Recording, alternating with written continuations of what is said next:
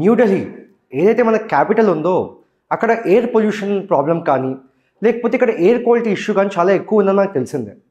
So ఈ air quality issue వల్ల already ఉంటున్న వాళ్ళ ప్రాణాలకే కాకుండా ఇప్పుడు పుట్టబోయే వాళ్ళకు కూడా చాలా నష్టం ఉంది అని చెప్పి రీసెంట్ రిపోర్ట్స్తో తెలియంది. అసలు కీ ఇష్యూ ఏమిటి అని చెప్పంటే because of the rising air pollution అంటే వాతావరణ కాలుష్యం పెరగడం వల్ల severe respiratory problems in infants and children అంటే చిన్న పిల్లల్లో ఇంకా పుట్టబోయే వాళ్ళలో చాలా రెస్పిరేటరీ రిలేటెడ్ ప్రాబ్లమ్స్ అనేవి వస్తున్నాయి. దాంతోపాటు ఎవరైతే ఇంకా పుట్టాలో జస్ట్ పుట్టిన వాళ్ళకు కూడా లో బర్త్ వెయిట్ కావచ్చు, లంగ్ రిలేటెడ్ ఇష్యూస్ కావచ్చు, ప్రీటర్మ్ డెలివరీ అంటే ముందే డెలివరీ అయిపోవడం కావచ్చు, and early onset of asthma కూడా మనకి లంగ్కి రిలేటెడ్ అయింది, రైట్? సో ఈ పొల్యూషన్ అనేది ఏదైతే ఉందో it is exposing the effects అంటే ఆ ఎఫెక్ట్స్ అనేవి మనకి పుట్టిన వెంటనే కూడా ఇమీడియట్గా తెలుస్తున్నాయి. సో ఈ కంటెక్స్ట్లో అసలు ఈ one of the cure issue of this ఏంటి అని చెప్పంటే స్టబుల్ బర్నింగ్. ఏదైతే పంజాబ్ అండ్ హర్యానా చుట్టుపక్కల ప్రాంతాల్లో స్టబుల్ బర్నింగ్ ఏదైతే చేస్తున్నారో అది దీని కోర్ ఇష్యూ అనమాట. సో ఈ స్టబుల్ బర్నింగ్ అంటే ఏంటి, ఇది ఎందుకు చేయాల్సి వస్తుంది బ్యాన్ చేసిన తర్వాత కూడా, ఈ స్టబింగ్ బర్నింగ్ వల్ల ఇంపాక్ట్స్ ఏంటి అండ్ సొల్యూషన్ ఏంటి ఈ వీడియోలో మనం చూద్దాం. So hello all, this is Manoj and welcome to Law Excellence. So what is this crop residue or stubble burning? First of all క్రాప్కి రెసిడ్యూ ఎలా ఉంటుంది అని చెప్పంటే మనము క్రాప్స్ హార్వెస్ట్ చేసినప్పుడు పైన గ్రెయిన్స్ పార్ట్ ఏదైతే ఉందో వాటి వరకు మాత్రం హార్వెస్ట్ చేసుకొని తీసేసుకుంటారు అనమాట. బట్ దాన్ని తర్వాత ఏం చేస్తున్నారు, ఫార్మర్స్ వాళ్ళు ఎవరైతే ఉన్నారో ఆ ఫార్మర్స్ దాన్ని బర్న్ చేస్తున్నారు ఇమీడియట్గా, లైక్ డిస్పోజ్ చేయడం కోసం కావచ్చు, వాళ్ళకి ఆల్టర్నేట్ ఛానల్స్ లేకపోవడం కావచ్చు, అది వెంటనే బర్న్ చేస్తున్నారు because it's easy to dispose. So ఈ రకంగా బర్నింగ్ ఏదైతే ఉందో ఇది ఎక్కువగా మనకి అక్టోబర్ అండ్ నవంబర్ మంత్స్లో అవుతుంది. ఇది ఎందుకు అని చెప్పంటే అక్టోబర్ అండ్ నవంబర్ మంత్స్లో ఒక సీజన్ ఎండ్ అయ్యి ఇంకొక సీజన్ స్టార్ట్ అవుతుంది అనమాట. సో ప్యాడీ రెసిడ్యూ, మెయిన్గా ప్యాడీ స్టబుల్ ఏదైతే ఉందో అదంతా బర్న్ చేసి వాళ్ళు ఇమీడియట్లీ వీట్ కల్టివేట్ చేయాల్సిన అవసరం ఉంది. నౌ ఇది ఇంకా ఎందుకు అవుతుంది, బికాస్ మీరు చాలాసార్లు న్యూస్లో చూసుంటారు స్టబుల్ బర్నింగ్ బ్యాన్ చేస్తున్నట్టు or Delhi government different steps తీసుకుంటున్నట్టు ఈ రకంగా.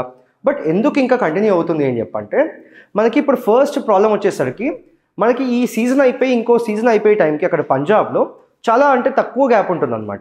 ఈ తక్కువ గ్యాప్లో harvesting and like next season అనేది స్టార్ట్ అవడం కోసం ఈ తక్కువ గ్యాప్లో they see that stubble burning is the only option, right? And second ఏంటని చెప్పంటే నేను మీకు చెప్పినట్టుగా ఈ రకంగా వెంటనే అయిపోవాలి కాబట్టి they see as it a fastest option. And cheap ఎందుకు, మనం ఆల్టర్నేటివ్స్ తెలియదా అని చెప్పంటే ఆల్టర్నేటివ్స్ చాలా తెచ్చాం. బట్ ఆల్టర్నేటివ్స్ అన్నీ కూడా ఏంటి అని చెప్పంటే the machinery which we're going to use that is very costly. కానీ మనకి పంజాబ్ అండ్ హర్యానా ప్లేస్లో చూసుకుంటే స్మాల్ అండ్ మార్జినల్ ఫార్మర్స్ ఎక్కువ ఉంటారు, ల్యాండ్లెస్ హోల్డింగ్స్ ఎక్కువ ఉంటాయి. సో ఈ ఫార్మర్స్ అందరికీ ఏంటి అంత ఫినాన్షియల్ బర్డెన్ తీసుకోవడం పాసిబుల్ అవ్వదు అనమాట. థర్డ్ ఏంటి, the alternatives which are there those are very high cost.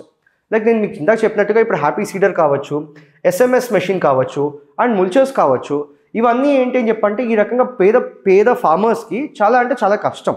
The financial burden is very high for them to get this. So next issue వచ్చేసరికి ఏమిటి అని చెప్పంటే the policy and the MSP issues.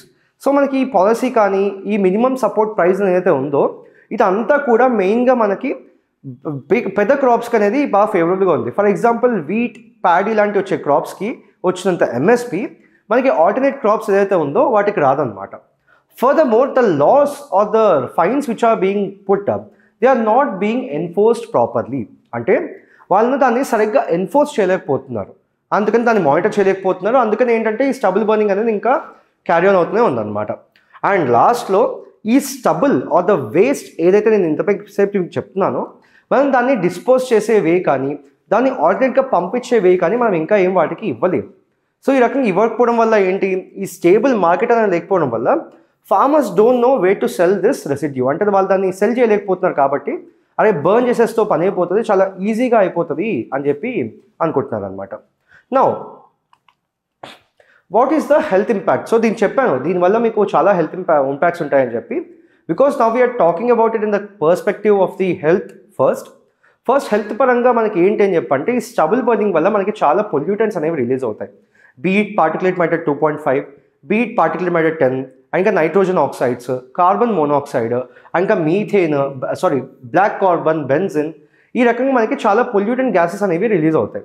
So ఈ రకంగా pollutant gases వల్ల ఏంటి, ఇందాక మీకు చెప్పినట్టు ఆస్తమా అటాక్స్, దాంతోపాటు pneumonia, COPD and chronic bronchitis, and throat and ఐస్లో కూడా మనకి ఎప్పుడైనా మీరు అంత పొల్యూటెడ్ దాంట్లోకి వెళ్ళినప్పుడు ఐస్ అండ్ థ్రోట్ ఎప్పుడు కూడా ఏంటంటే చాలా ఇరిటేటింగ్గా ఉంటుంది అనమాట. సో ఈ ఇష్యూ కూడా ఉంది. అండ్ దాంతోపాటు ఇట్ ఈస్ మెయిన్లీ ఇప్పుడు మన ప్రజెంట్ కంటెక్స్లో చూసుకుంటే it is very harmful for the new borns as well as the pregnant women. So ఇవన్నీ హెల్త్ రిలేటెడ్ ఇంపాక్ట్స్ అనమాట.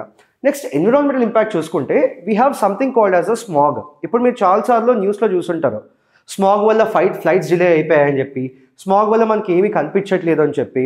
సో ఈ స్మాగ్ అనేది ఏంటంటే ద ట్రావెల్ కండిషన్స్ని కూడా చాలా ఎఫెక్ట్ చేస్తూ ఫ్లైట్స్ అనేవి క్యాన్సిల్ అవ్వడానికి, డిలే అవ్వడానికి బాగా కాంట్రిబ్యూట్ చేస్తుంది. సో స్మాగ్ అంటే నథింగ్ బట్ ఏం లేదండి, ఇప్పుడు మనకి పొల్యూషన్ వల్ల ఏమవుతుంది, స్మోక్ వస్తుంది. ఈ స్మోక్ ఏదైతే ఉందో వింటర్లో ఫాగ్తో మిక్స్ అయిపోయి అదే స్మాగ్గా ఫామ్ అవుతుంది అనమాట. సో అండ్ అది కాక ఏంటి, ఢిల్లీ వింటర్ పొల్యూషన్ అప్పుడు అక్కడ ఎక్కువగా ఎయిర్ మూమెంట్ అనేది ఉండదు. ఎయిర్ మూమెంట్ ఉన్నప్పుడు ఏమవుతుంది చెప్పంటే ఆ పార్టికల్స్ అన్నీ అలానే సెటిల్ అయిపోయి ఆ డిస్పర్షన్ అనేది అవ్వకుండా మనకి స్మాగ్గా ఫామ్ అవుతుంది. అండ్ మనకి ఈ స్టబుల్ బర్నింగ్ వల్ల ఏమవుతుంది అని చెప్పంటే సాయిల్ ఫర్టిలిటీ లాస్. అంటే ఈ స్టబుల్ బర్నింగ్ చేయడం వల్ల మనకి కావాల్సిన యూస్ఫుల్ కార్బన్ కంటెంట్ కానీ లేకపోతే దాంట్లో ఉన్న మైక్రోజన్స్ ఏవైతే యూస్ఫుల్ ఉన్నాయో అవన్నీ కూడా ఏంటి అని చెప్పంటే అవన్నీ డిస్పర్స్ అయిపోయి మనం కోల్పోతాం అనమాట.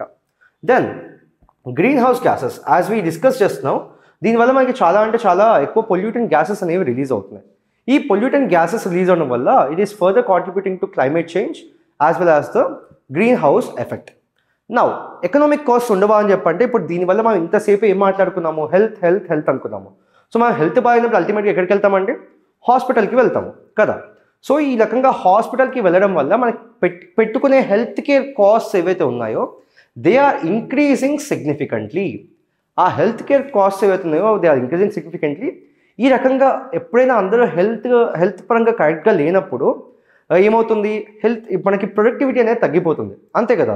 ఇప్పుడు హెల్త్ బాగాలేనప్పుడు ఏం చేస్తారు, ఎంప్లాయీస్ అయితే సిక్ లీవ్ పెట్టుకుంటారు, ఆ పిల్లలు అయితే స్కూల్కి వెళ్ళడం మానేస్తారు, ఇంకా హౌస్ వైఫ్స్ అయితే రెస్ట్ తీసుకుంటారు. సో ఆ రకంగా మనకి హెల్త్ పాడైనప్పుడు ఏమవుతుంది అని చెప్పంటే ఆ ప్రొడక్టివిటీ అనేది తగ్గిపోతుంది అనమాట మనుషులు. దాంతోపాటు సాయిల్ న్యూట్రియంట్స్ లాస్, అంటే మనకి ఇందాక నేను చెప్పినట్టు ఏంటంటే ఏవైతే necessary nutrients or helpful nutrients ఉంటాయో అవన్నీ కూడా మనకి కోల్పోవడం వల్ల ఏమవుతుంది, మనకి more and more fertilisers need అవుతుంది. మళ్ళీ ఫర్టిలైజర్స్ వాడినప్పుడు ఏమవుతుంది, మొత్తం సాయిల్ కూడా మొత్తం కెమికల్స్తో నిండిపోతుంది, దానివల్ల మళ్ళీ పొల్యూషన్కి దారితీస్తుంది, అంతే కదా. దెన్ యాజ్ ఐ సెడ్ ఇందాక more flight delays and travel disruptions. So ఈ రకంగా డిస్రప్షన్స్ అనేవి సడన్గా అయినప్పుడు ఏమవుతుంది, చాలా ఇంపార్టెంట్ మీటింగ్స్ ఉండొచ్చు, లేకపోతే వెరీ ఇంపార్టెంట్ రీజన్స్ వల్ల పీపుల్ ట్రావెల్ చేస్తారు. ఈ రకంగా వాళ్ళ ట్రావెల్ అంతా కూడా డిస్టర్బ్ అయిపోతుంది అనమాట. దెన్ దీనికి ఆల్టర్నేటివ్స్ మనం చూడలేదా ఆర్ ఆల్టర్నేటివ్స్ లేవా అని చెప్పంటే లేకపోక ఏం లేవు. సో ఈ ఆల్టర్నేటివ్స్ అనేవి ఏంటి, ఫస్ట్ వచ్చేసరికి ఒక హ్యాపీ సీడర్ అనే మెషిన్ ఉంది. ఈ మెషిన్ ఏం చేస్తుంది అని చెప్పంటే స్టబుల్ తీసేయకుండా జస్ట్ కట్ చేసుకుంటూ వెళ్ళి ప్యారలల్గా సీడ్స్ అనేవి సో చేస్తుంది అనమాట, అంతే కదా. సో ఇప్పుడు ఏమవుతుంది, స్టబుల్ అనేది మనకి రాదు ఎక్కువగా, at the same point of time burn చేసే ఆప్షన్ అయితే లేదు. So this is what a happy seeder does. Next super SMS machine అంటే ఏంటి అని చెప్పంటే దీని దగ్గర చాలా పవర్ఫుల్ చాపర్స్ ఉంటాయండి. సో అది ఏం చేస్తుంది అని చెప్పంటే మెటీరియల్ని బాగా చాప్ చేసేసి దాన్ని ఈవెన్గా సాయిల్లో కలిపేస్తుంది. ఆ రకంగా సాయిల్లో కలిపేసినప్పుడు ఏమవుతుంది, అదంతా కూడా సాయిల్లోనే కలిసిపోయి మనకి స్టబుల్ ఏది రాదు బర్న్ చేయడానికి, at the same point of time nutrient loss అనేది అవ్వకుండా ఉంటుంది. నెక్స్ట్ జీరో టిల్లేజ్ అంటే ప్లౌయింగ్ లేకుండా సో చేయడం. దీనివల్ల ఏంటి అని చెప్పంటే టైం సేవ్ అవుతుంది, at the same point of time stubble ఏం రాదు కాబట్టి బర్నింగ్ కూడా ఏమీ జరగదు. అండ్ లాస్ట్లో ఏంటి, ముల్చెస్ అని చెప్పంటే సేమ్ ఇందాక చెప్పినట్టుగా చాపింగ్ అండ్ మిక్సింగ్, అంటే రెసిడ్యూని మనం చాప్ చేసేసి దాన్ని సాయిల్లోనే మిక్స్ చేసేసి ప్యారలల్గా మనము సీడ్స్ అనేవి సోవ్ చేస్తాం అనమాట. నౌ ఇవన్నీ ఈ మెథడ్స్ అన్నీ ఏంటి, ఈ మెథడ్స్ అన్నీ కూడా ఆన్ ఫీల్డ్ ఏం చేయొచ్చు అని చెప్పి, అవుట్ ఆఫ్ ద ఫీల్డ్ ఏం చేయొచ్చు అని చెప్పంటే మనకి ఈ రకంగా మనకి ఇప్పుడు ఫర్ ఎగ్జాంపుల్ రా మెటీరియల్ ఉంటుంది, అంటే which is nothing but the స్టబుల్కి వచ్చే raw material, this will become the raw material for the biomass. దీనే బయోమాస్ అనొచ్చు. ఇది బయోమాస్ పవర్ ప్లాంట్స్కి మనం ఎక్కువగా తీసుకోవచ్చు. In the same way it is use for the bio CNG plants. So బయోమాస్లో దీన్ని రా మెటీరియల్గా ఆర్ ఫ్యూయల్గా మనము చూడొచ్చు అనమాట. నెక్స్ట్ కంపోస్టింగ్ అండ్ మాన్యూర్, దీన్నే మనము కంపోస్ట్ చేసేసి మాన్యూర్గా చేసి న్యాచురల్ ఫర్టిలైజర్గా క్రాప్స్కి ఇవ్వచ్చు.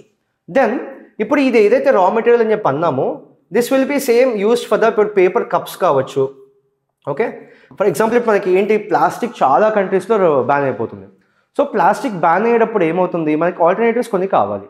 ఇప్పుడు మనకున్న బెస్ట్ ఆల్టర్నేటివ్ ఏంటి అని చెప్పంటే పేపర్ కదా. సో ఈ paper packaging are paper bottles, paper cups ఇవన్నీ కూడా ఏంటి అని చెప్పంటే వేరే కంట్రీస్లో ఆల్రెడీ చాలా మ్యానుఫ్యాక్చర్ అవుతున్నాయి, అవి చాలా ట్రెండ్ కూడా అవుతున్నాయి రీసెంట్గా. సో ఇదంతా కూడా మనము దానికి వాడచ్చు అనమాట. నౌ బయోలాజికల్ పరంగా కూడా మనకు ఒక సొల్యూషన్ ఉంది, దీన్నే మనం పూసా డికంపోజర్ అంటాం. What is this Pusa decomposer? ఇది ఏంటి అని చెప్పంటే ఒక మైక్రోబియల్ సొల్యూషన్. అంటే దీన్ని మనం కనుక స్ప్రే చేసినట్టయితే స్టబుల్ మీద ఒక 10 to 15 డేస్లో అది మొత్తం కూడా డికంపోజ్ చేసేస్తుంది వేస్ట్ని. సో ఈ రకంగా డికంపోజ్ చేయడం వల్ల ఏమవుతుంది అని చెప్పంటే మనకి స్టబుల్ అనేది రాదు, at the same point of time cost అనేది లో ఉంది, దాంతోపాటు soil health or soil fertility ఏదైతే ఉందో అది ఇంప్రూవ్ అవుతుంది అనమాట. కాకపోతే మెయిన్ ప్రాబ్లం ఏంటి అని చెప్పంటే దీనికి కూడా 15 to 20 days or 10 to 15 days time పడుతుంది. ఇంత టైం పట్టడం is one of the backlog కాబట్టి చాలామంది ఇంకా బర్నింగ్కి అలవాటు పడిపోయి ఉన్నారనమాట. లాస్ట్కి వచ్చేసరికి what are the policy level solutions which we can bring. First వచ్చేసరికి మనము alternative crops, for example millets కావచ్చు, మేస్ కావచ్చు, ఇంకేమన్నా క్రాప్స్ ఏవైతే ఉంటాయో వాటిని ఎక్కువగా ప్రమోట్ చేయాలి. అది ప్రమోట్ చేసినప్పుడు ఏమవుతుంది, not all the farmers will be dependent on paddy and wheat. అప్పుడు మనకి ఏంటంటే స్టబుల్ అనేది ఎక్కువ రాకుండా ఉంటుంది. So it's all about promoting alternate crops and improving the crop diversification. Second ఏంటి అని చెప్పంటే ఈ రకంగా ఆల్టర్నేట్ క్రాప్స్ గురించి మాట్లాడుకున్నప్పుడు వాళ్ళకంటే ఒక మోటివేషన్ ఉండాలి ఆల్టర్నేట్ క్రాప్స్ చేయడానికి. ఆ మోటివేషన్ మనం ఏ రకంగా గవర్నమెంట్ ఎంఎస్పి అనేది వాటికి కూడా బాగా ఎక్కువగా ఇచ్చి ఆ రకంగా కూడా ట్రై చేయాలన్నమాట. దాంతోపాటు మనకి ఇప్పుడు ఇంతసేపు నేను మెషినరీ గురించి చెప్పాను, ఈ మెషిన్స్ అన్నీ కూడా కొనాలని చెప్పంటే యాజ్ ఐ సెడ్ వాళ్ళు చాలా పేద ఫార్మర్స్ అనమాట, వాళ్ళ దగ్గర ప్రాపర్గా ల్యాండే సపరేట్గా ఉండదు. ఓకే, సో ఇప్పుడు వీళ్ళకి మనం ఏం చేయాలి, వీళ్ళకి మనము రెంటల్ సర్వీసెస్ అనేవి ఇవ్వాలి. అంటే మెషిన్స్ ఈ టైం నుంచి ఈ టైం వరకు పర్టికులర్గా రెంట్ తీసుకోగలిగితే వాళ్ళు అప్పుడు ఏంటి ఆ రెంటల్ సర్వీసెస్ ద్వారా ఆ మెషిన్స్ని యూజ్ చేసి స్టబుల్ బర్నింగ్కి ఏమంటారు స్టబుల్ బర్నింగ్ సైడ్ అనేది మొగ్గు చూపారు అనమాట.